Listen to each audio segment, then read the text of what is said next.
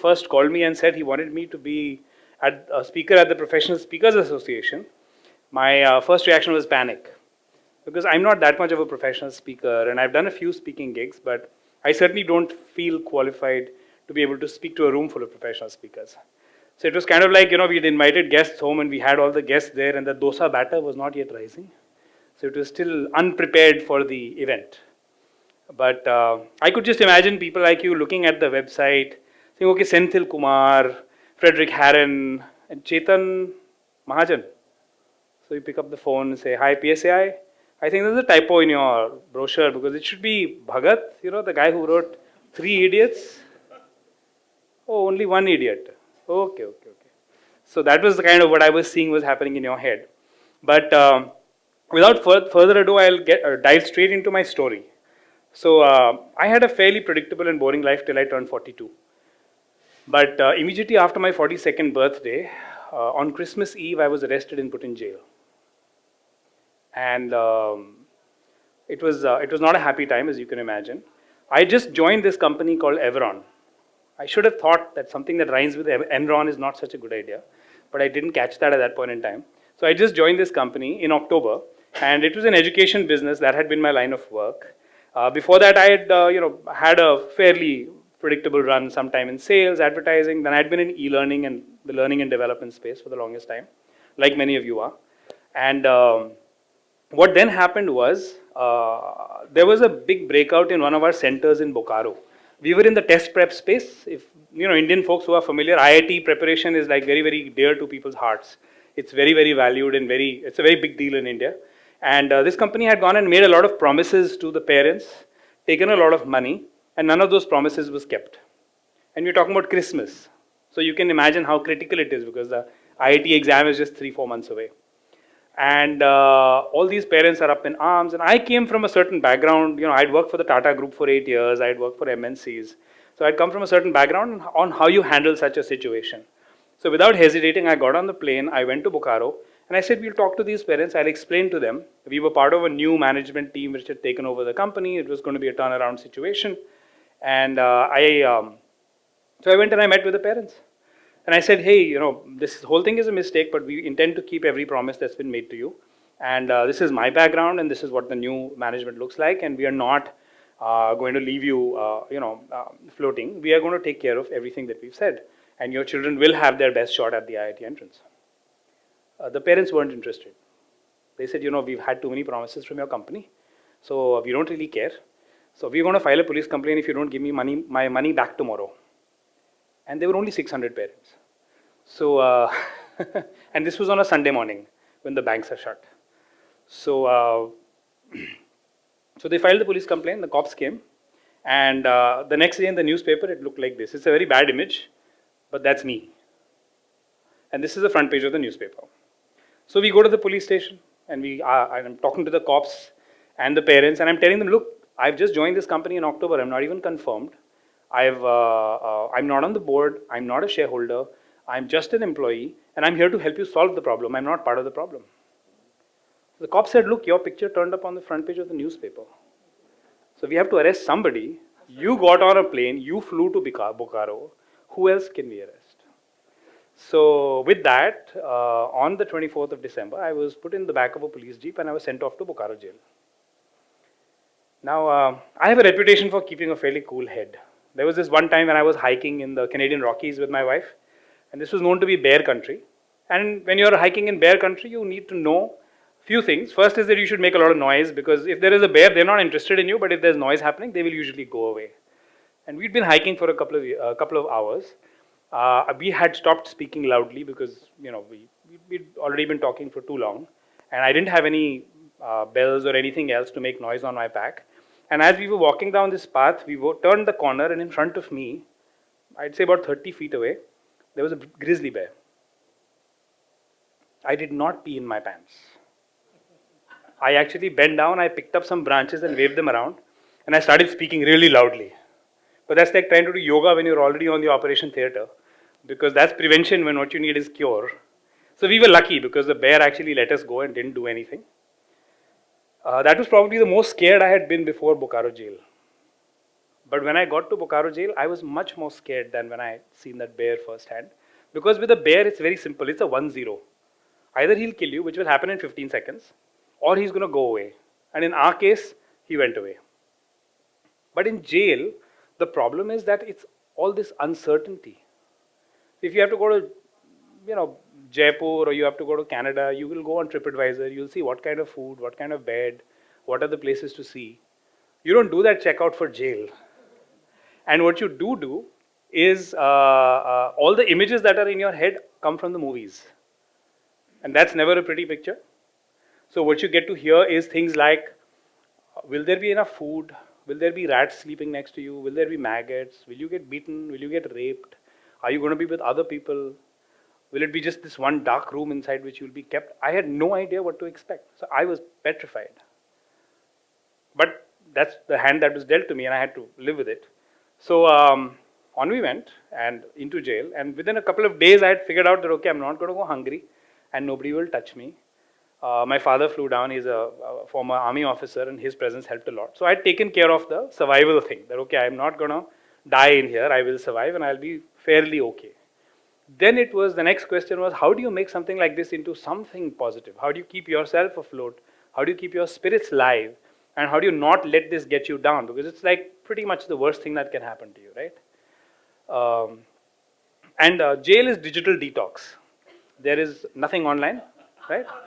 So there's no gadgets, there's no connectivity. So everything has to be offline. So I looked at all the things that I could do offline. First was running. I was a runner. I am a runner. So I started running inside the jail, which was crazy because the loop was about 100 yards and the longest I did was 20 kilometers. So we're talking about 107 loops, give or take, is what I did on my longest run. I started reading a lot because that's another thing that you can do. But the third thing that I started doing was writing. Now, running and reading I had done before, writing I had never done before. So I started writing. I got some registers, writing longhand with a pen. And I wrote everything that I saw. I wrote about the lives of the people around me. I wrote about how things work in a jail. I wrote about the different cases. There were a lot of illiterate people who would come to me with like fun stuff like autopsy reports, and they would ask me to read that stuff. So I would try and make notes of what did the autopsy report said.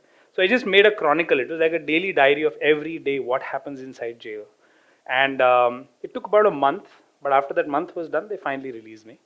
And I got out, and I was in quite a slump by then. I had been there for a month. But I did have 2 registers full of scribblings, and that was the first draft of my book. So that was the one thing that I had to show from jail, which I think could have been turned into something positive. Now, when I was writing this, I had no idea. I didn't know any publishers. I had never even imagined that it would actually turn into a book, but it was just one more thing that you could do, which was positive and constructive.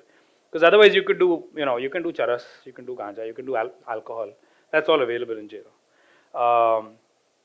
But once I came out, I kind of took about a month or so to just get back on even keel. I used to get nightmares, and it wasn't a pleasant time. Even if you're not being beaten, even if you're getting food, just having your freedom taken away can be very traumatic. And you are actually sleeping behind bars, and you are inside jail, and there is guards outside and stuff like that. So it's very unpleasant. And so I started writing, and then when I came out, I also became a student of writing. I started reading books about how to write. I started to work on this draft that I had in terms of the narrative, in terms of the flow, in terms of how to tell a story well. And a year after my release, that diary turned into this book, The Bad Boys of Bokaro Jail. And the biggest positive thing that happened was that it was actually printed by Penguin. So this was an actual regular Penguin imprint. It went out under Penguin's name, and that was a very nice thing for me. And of course, everybody came and patted me on the back and said, great job and everything. And all the Americans came in, because I have a lot of American friends. I studied and lived in the US for a few years. They came and said, you got life gave you lemons and you made lemonade. That was their favorite statement. But honestly, when you think about it, what choice does a man have? I mean, I couldn't have gone back into the job market just adding 1 month of Bokaro jail to my resume.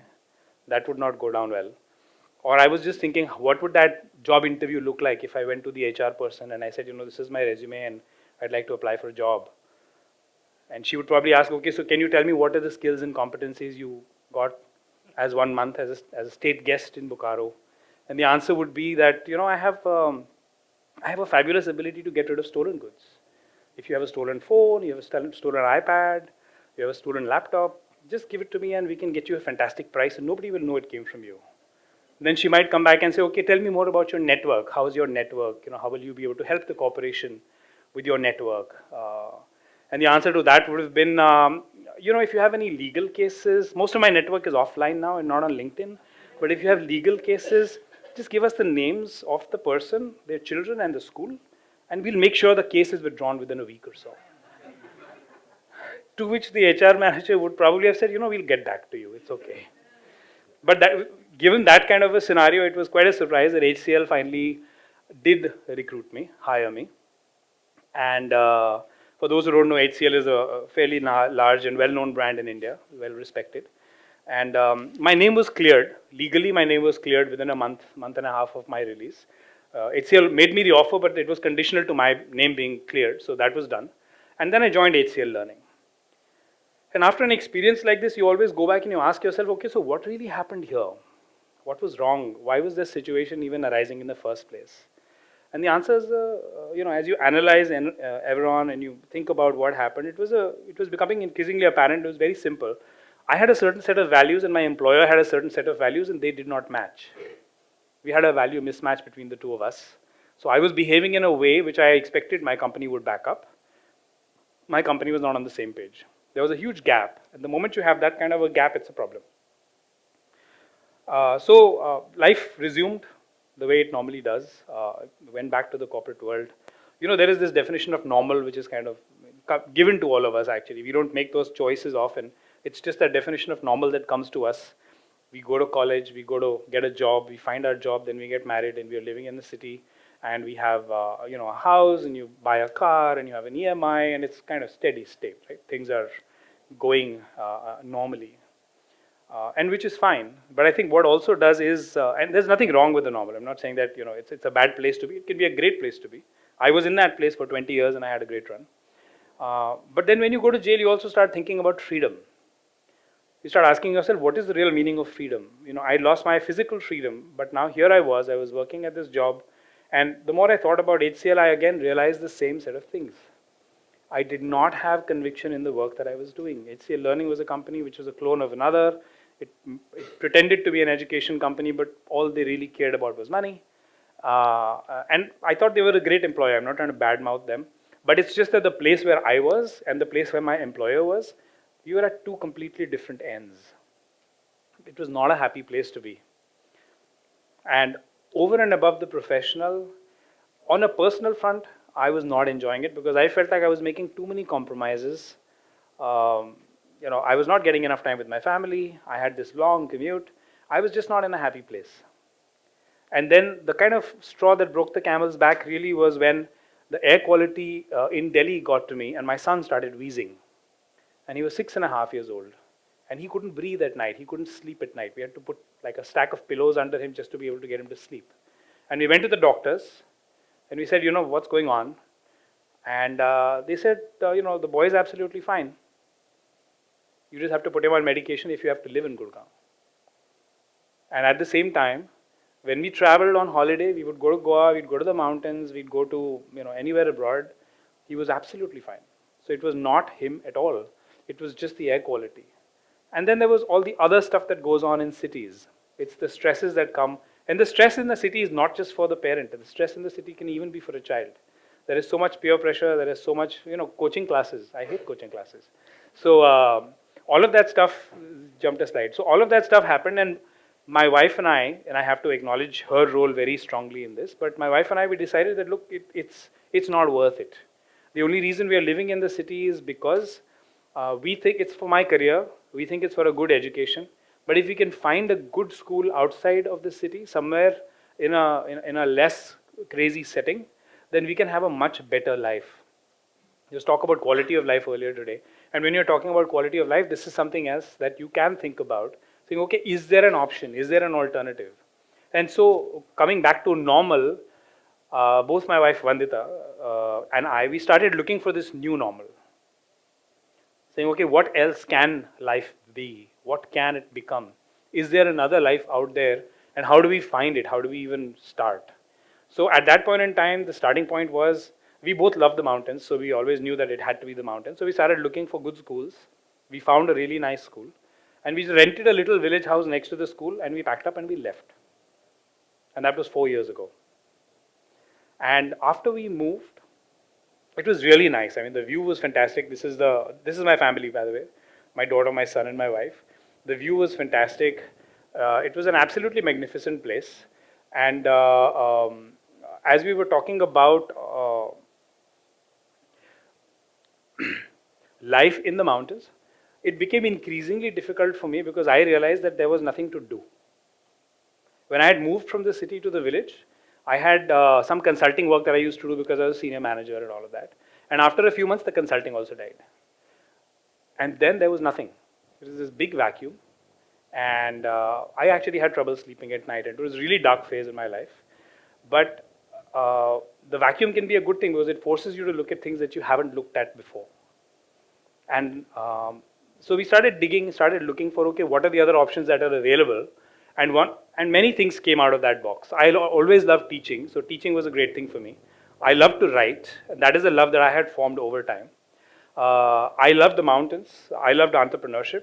So I started doing some of these things that I really enjoyed. The first of those was writing a blog. It's called the Uncity blog. And the Uncity blog was really about this shift from the city to the village.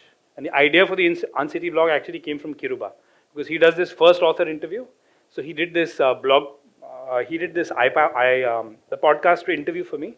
And that time he suggested, why don't you form a community of various people who want to leave the city, move to the village.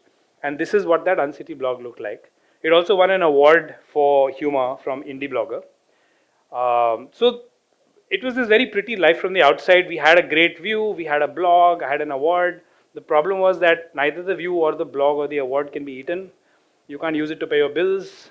So you're still stuck in a place where you are here, you've moved, you have lesser expenses, but you still have expenses, and you don't have an income. Now, my wife is a clinical psychologist, so she was still doing her practice working on the phone and Skype.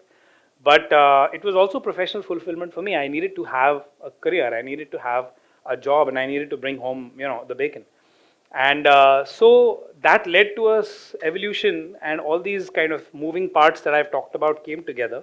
And I had this idea of starting something called a writing retreat. Now, what is this writing retreat? Has it been done before? I had no idea. It was just a thought. It just makes intuitive sense. The mountains are quiet, peaceful, it's a lot of nature. And if you can teach people how to write, then it will automatically result in things coming together. And if you have the Himalayas for your partner, you usually can't go wrong. So we started off with this concept, and we had the first Himalayan writing retreat. This was in 2016. 7 people turned up, and we were kind of completely winging it. We didn't know what we were doing. We put together a 2-day curriculum. I didn't know these people. Who are these guys? What are they coming? What are they looking for? No idea. But we put something together, and we went out there. I hired a friend's place which had 5 bedrooms, and we held the first retreat in 2016. Out of the 7 people who came, 6 people went away giving us a 5-on-5 feedback. 1 person gave us a 4-on-5. So that I thought that was quite all right. It meant that this thing could work, it could go somewhere. So it was very reassuring to see that, okay, there is at least a direction that's visible, there's something that's available. It was still a long way from paying my bills, but at least we had a start. That itself was a big deal. But I'll come back to the story of the Himalayan Writing Retreat and how it's been evolving over time. So this is what it looks like now. This is my house. We built a physical place over the last 2 years because I realized that renting these places and doing it in somebody else's place was suboptimal. I wanted a place of my own which we could set up the way a retreat requires it. So we did a lot of things, and I was very conscious of doing things very aligned to my values this time. Because I was my own boss, I was my own employer, so I could really set things up the way I liked. So we have 4 rooms which are actually made of mud. So these are mud rooms, which is where our participants stay. A lot of the people are coming up to the mountains seeking clarity, seeking gyan. So we are teaching them to write, we're teaching them how to blog. We have workshops which are very popular with Indians. We have retreats which are 10-day long events which are very popular with people coming in from abroad.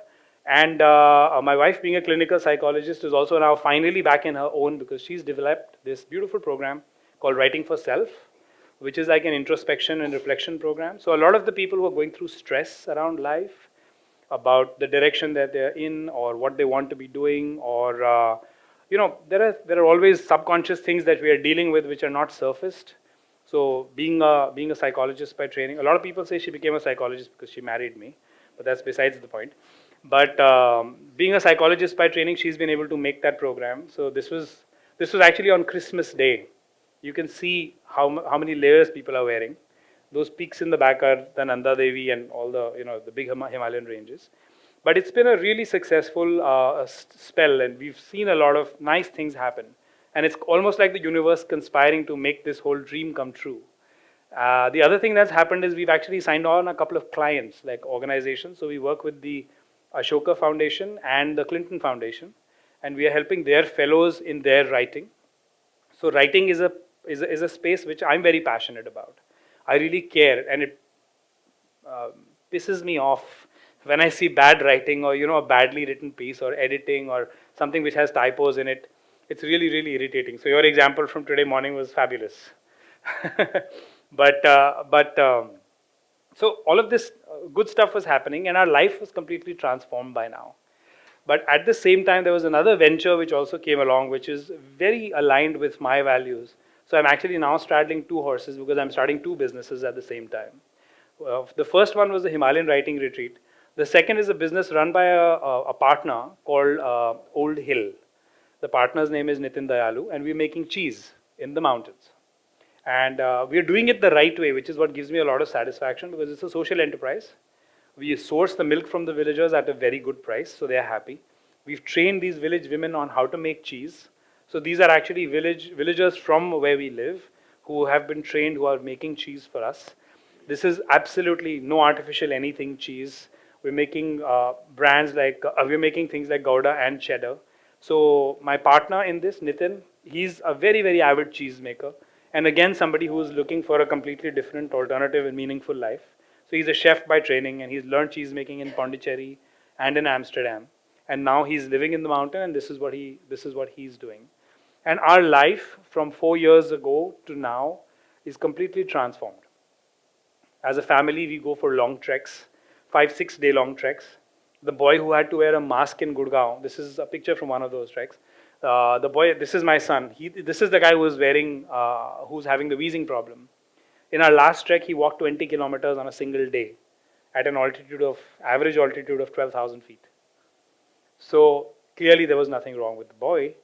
But all of this stuff actually brings me to the question of, what can life be? And what are some of the things that we are doing in our lives, and how can we make that better? So, like I was saying, the normal is not always a bad thing, but sometimes we're on a path and that's not really the path meant for us. Now, I could have come here with a dude script and told you that these are the 10 steps that you need to follow, and everything will be fine in your life. You can earn $1 million, you can work 4 hours a day, you can live anywhere you want. But I don't think that's authentic. I don't think that's really me. And I don't think that this formulaic approach works because everybody has to find their own path. It was writing for me, it could be something completely different for everybody else. This is a famous quote pertaining to that. It's just a job, grass grows, birds fly, waves pound the sand, and I beat people up. And this was Muhammad Ali. So everybody has to find their own path. And one of the things that I would like to now do as we are moving forward is, I'm going to ask all of you folks, first, are you happy with what you're doing, or would you aspire to do something completely different? So we don't have a whiteboard here, but can we have that answer? Is there, how many people here are happy with what they're doing, and how many people would really like to be doing something else? So the hands going up are people who want to do something else? Okay, I'd like to see the hands of people who want to do something else, who are not happy with the status quo. So that's maybe 1/3 of the room. And how many people are doing things that they love doing, but they're finding a difference between their values and the values of their employer or their circumstances, where they're seeing that something is amiss. Maybe you're a lawyer, but you don't like the way your law firm is working. Maybe you're you can't be a dentist. I think dentists are all fine. But maybe you're a CA and you don't like how your accounting firm is working. So is there anybody here like that who has a value conflict with their workplace? That's half a hand. That's another hand. Okay. So we can turn the video off if that makes you more comfortable. At 6 and 7, the dream used to be, I wished my parents would, lose me in a library and the doors would close and I would get to be there the entire weekend or things like this. I used to always dream about such things. And as I grew up, I think the dreams have been to create a library. Okay. And I think marriage, kids, career. Now the dream is to write a book on that first girl who dreamed about all the things. I've been making it a fictional story. Okay. I don't think that's going to happen. So that's a At least I live in fiction. So, That's- so now it's changed, that library. that's a dream which is very realizable. That's not a hard dream to achieve. So So good. it's very particular when how I want it to be. Sure. Not just a learning library. Sure. Sure. Sure. And that's why I said, when I saw your writing retreat, that was something very important to me. Sure. Sounds good. Anybody else wants to share? Yes. Spending about 8 to 10 days in a month. But I also run a business. 8 to 10 days doing what? Speaking. Speaking and Okay. training. Okay. For the rest of the 15 days, I am also running a business which has been on for the last over 18 years. Okay. We run a soft luggage business, manufacturing all types of soft luggage, Sure. where we employ about 120 people. Frankly speaking, when I'm doing that work, running that industry of mine, it doesn't give me that fulfillment which I get when I do the 10 days of training program. Sure. Now, even though I have created a context that that industry of mine is the training laboratory, Mm-hmm. so I'm implementing all the concepts and so on and so forth.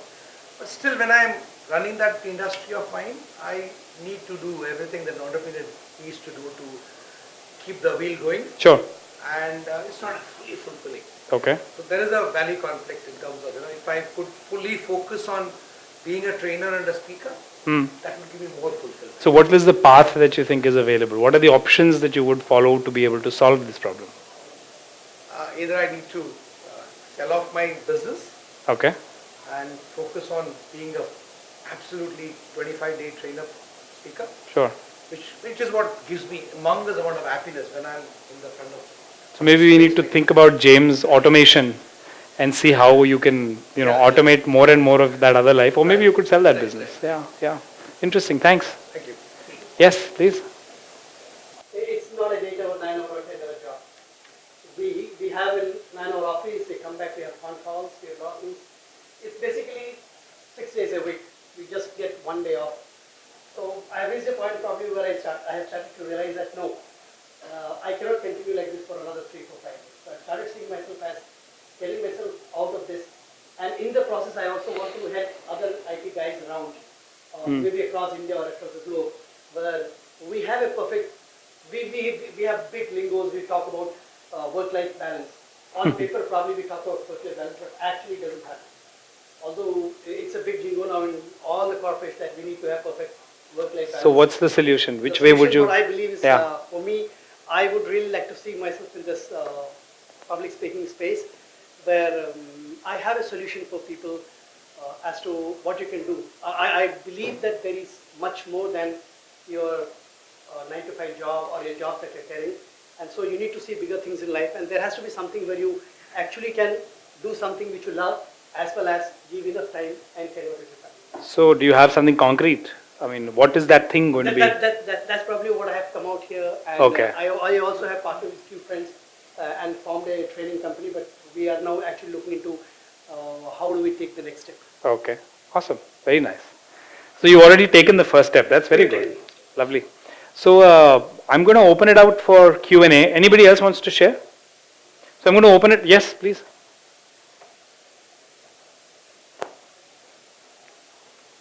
Through my, myself Magesh from Chennai, through my school and college days, I was pretty good in reading, writing, and I was interested in journalism. Being from India, you don't really have a choice at 12th class, whatever your parents say, Sure. you have to do. So, any guesses? Am I an engineer, doctor, CA? Engineer.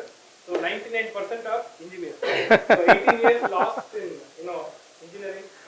But the bright thing is I am planning my transition. I want to speak, read and write. I want to make a career out of it. Lovely.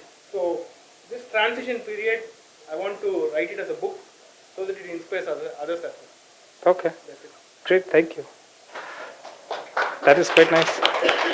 So I'm going to open it up for Q&A. And actually, before you guys ask me questions, I had a question for especially James and Chandil. And maybe all of you guys can contribute. But I was asking myself this question, saying, what is the definition of success for a professional speaker? So, how do you define whether or not you're successful as a professional speaker? Because I think the same two things which I've talked about, which is consistency with your values, it is required in a workplace, in your actions, it is also required for you as a speaker on the stage. So if I had done that dude script which I talked about, I would probably have not been effective because I would not come across as authentic. I would come across as somebody who's faking it. But if I'm being myself and I'm authentic and there is no gap between my actions, my words, and my values, then there is a very clear consonance. Then there is a very clear consonance between what is it that I'm saying, what is it that I'm thinking, and what is it that I'm doing. So, what is the definition of success for And James had given a great example talking about the amount of money that they earn. So his fee is 15,000, his fee is 35,000. That's one measure of success for a professional speaker. Then they'll end up coming physically. And I get a lot of people asking me saying, and this is probably the wrong answer, but a lot of people asking me saying, why don't you have e-learning courses on writing? But when I look at the landscape now, there are so many people who have e-learning courses on writing. There is Coursera, there is masterclasses, there is Udemy. I'm always thinking, is there something else? Is there something new that I can really add? There are people like, James Patterson and everybody else who are out there who are offering e-learning courses.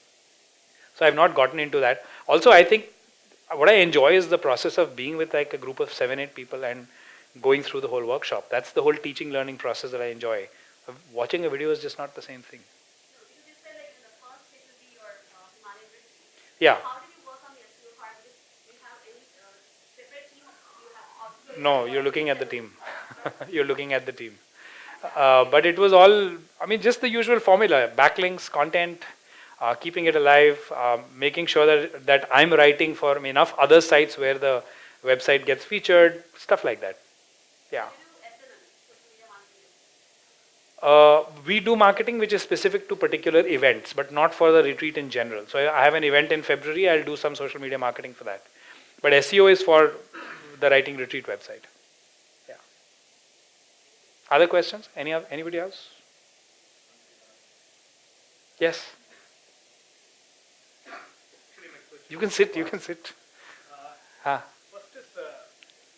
moving from Delhi to a remote thing. Yes. Convincing your near relatives. Yes. Hard task. Yeah. Number two, going to jail was something which was totally unexpected. Yeah. And as you narrated, it would have taken a lot of while to come out of the trauma and Yes. start resuming life. Yes. So, is there something specifically you did to recover and starting your own entrepreneurship? Conceptualizing ideation is fine. Yeah. Getting into it. Yeah. So that's a lot of questions. So where let is the me. mind space? Sure. That's, I think, 3 different questions. So I'll answer the first one. My dad still thinks I'm crazy, but he started thinking I'm less crazy since I've started making money. Until the time I was not making any money, which was still about maybe a year back, he thought that I was nuts to have moved to the village, having quit my job and not having earned anything, not earning anything. Your second question was how long did it take to recover? So I didn't do anything specific, but I had the support of my family, and I think it was just time.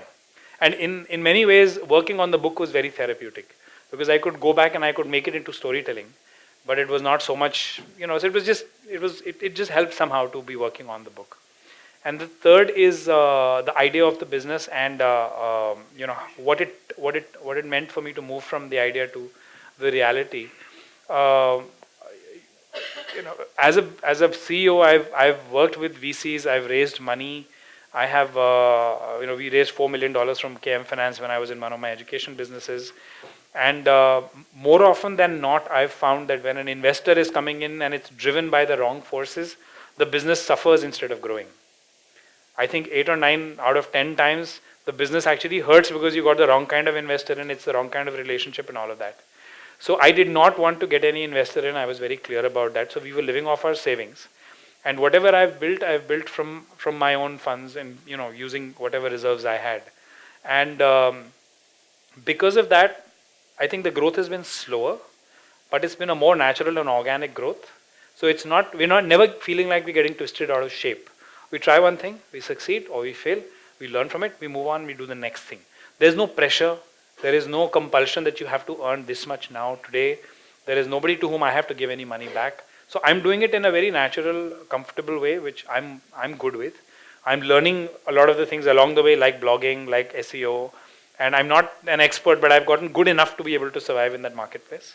And actually, after I started the retreat, I realized that there is this massive US market, and writing retreats are a way of life in America.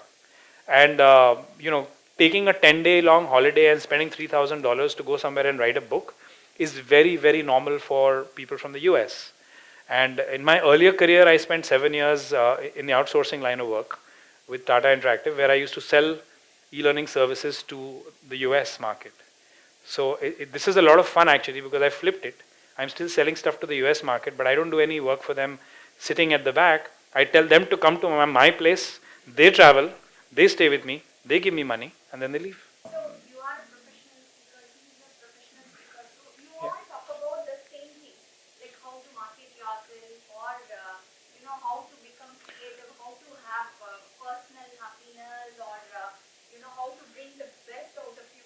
So what? Oh, leadership, that's a favorite. From another.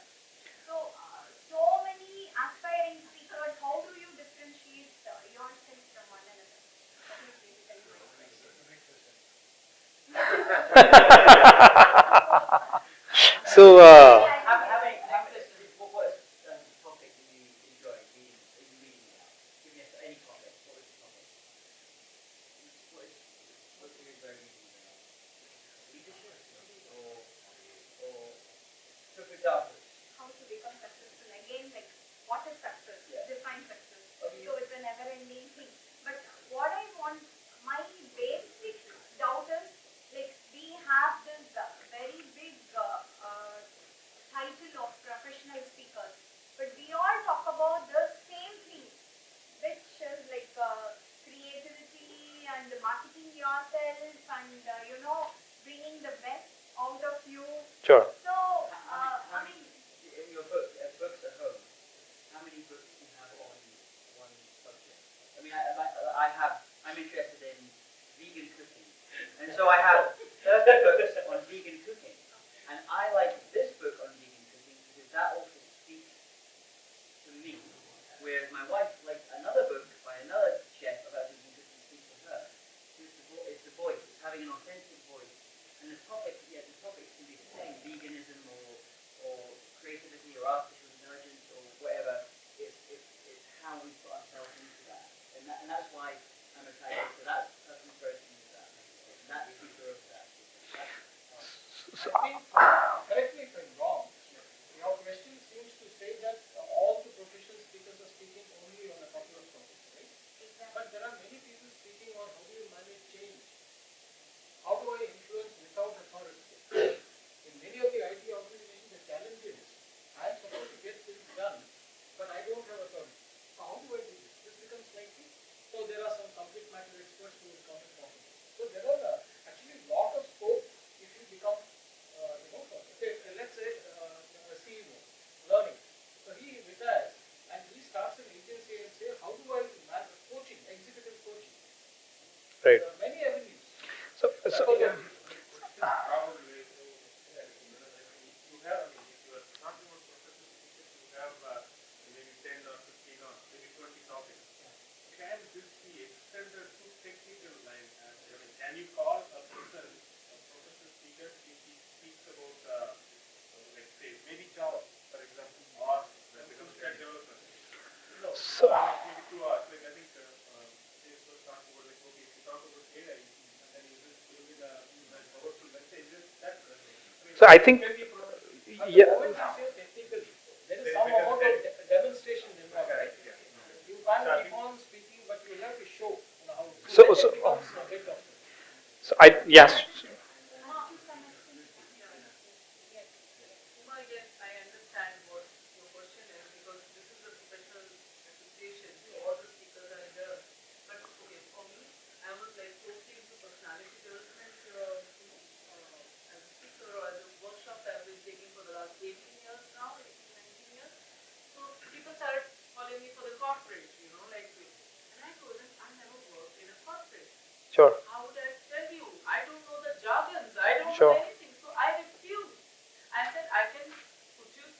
somebody who has worked and also speaks and connects with the people. Right. It is the authenticity what he's talking. Now I'm giving more of, internal personality, growth, grooming, and internal topics that is organically grown.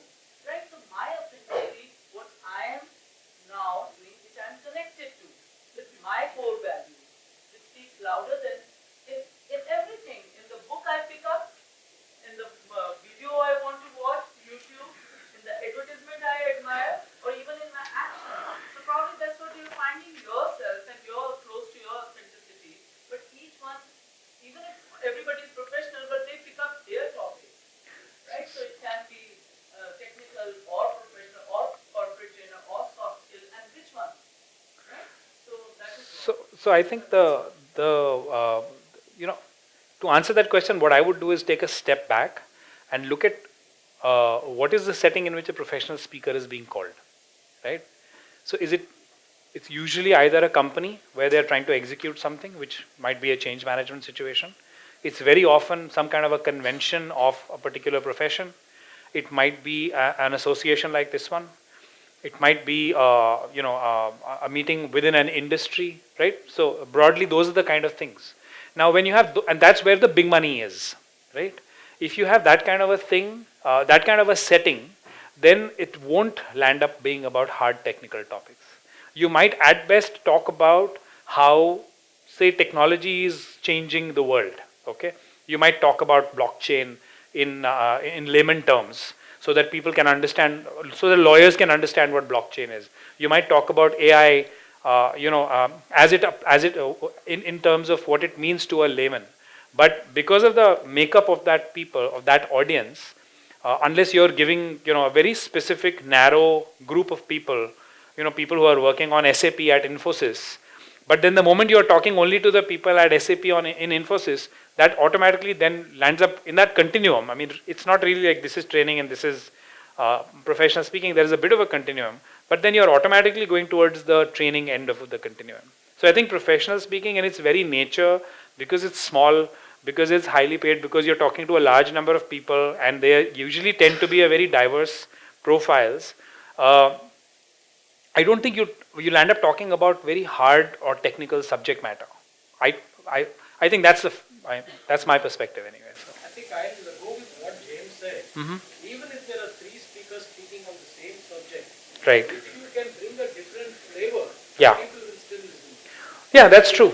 That's true. But never believe or trust a professional speaker who has this business card. He says I can speak on 20 topics. Yeah. He won't be good in anything. You can just read some books and you can easily catch him when you ask a tough question.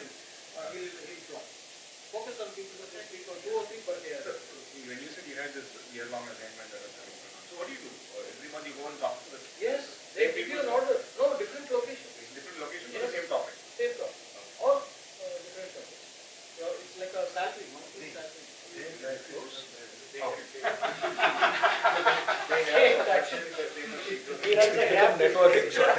Yeah, any other questions? Otherwise, we'll call it, we'll close the session. Yeah, all good? Thank you. Thank you.